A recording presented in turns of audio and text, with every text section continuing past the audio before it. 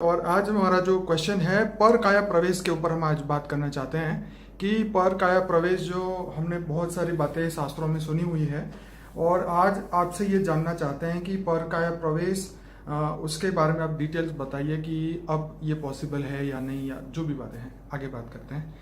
तो शुरू करते हैं बाबूजी, पर काया प्रवेश क्या है? पर काया प्रवेश माना कोई भी मनुष्य अपना सूक्ष्म शरीर निकाल के दूसरे की डेड बॉडी में उसमें प्रवेश कर जाना है और उसमें प्रवेश करके फिर काम करना है, इसको पर काया प्रवेश कहते हैं।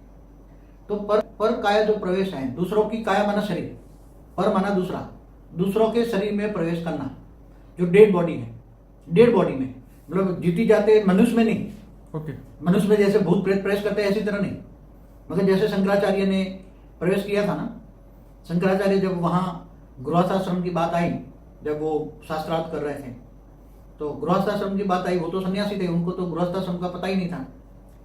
तो उन्होंने थोड़ा समय मांगा, फिर अपना उन्होंने एक राजा मर गया था, उसके सूक्ष्म शरीर में प्रवेश करके उन्होंने फिर थोड़ा गृहस्थाश्रम का अनुभव लिया और फिर गृहस्थाश्रम की बात की। इसलिए जो गृहस्थाश्रम है, क्योंकि गृहस्थाश्रम को गीता में भी सर्वश्रेष्ठ मार्ग कहा हुआ है, सन्यासियों से भी सर्वश्रेष्ठ मार्ग कहा हुआ है।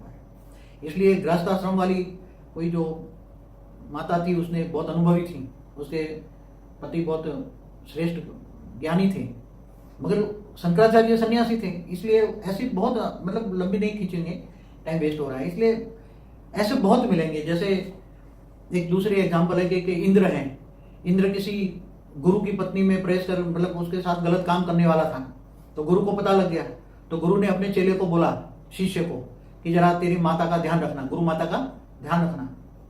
तो वो शिष्य ने, वो स्टूडेंट ने अपनी आत्मा में से एक आत्मा निकाल के गुरु आत्मा में प्रवेश करा दिया, गुरु माता की आत्मा में प्रवेश करा के पूरी बॉडी पर, पूरा बॉडी में व्याप्त हो गया, सूक्ष्म शरीर इलाज किया उसने।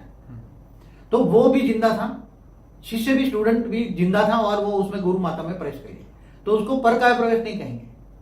उसने दो रूप निकाले, एक रूप से दूसरा रूप निकाल के वो गुरु माता में प्रवेश कर गया। और जब इंद्र आया तो इंद्र को पता लगा, तो ये तो उसमें कोई है, तो उसने देखा ये तो गुरु का शिष्य है, तो फिर वो उसने बॉडी बदल दी, सब कुछ शास्त्रों में लिखा है, पढ़ लेना। उसने पूरी बॉडी पुरुष जैसी कर दी, तो उसको पुरुष दिखने लगा, तो इंद्र फिर वहां से भाग गया। तो ऐसी तरह कई हैं कि एक रूप से अनेक रूप निकाल के कईयों में प्रवेश कर सकते हैं। आज तो सूक्ष्म जगत में जो पहले शास्त्रों में विद्या थी, वो विद्या पढ़ाई जाती थी,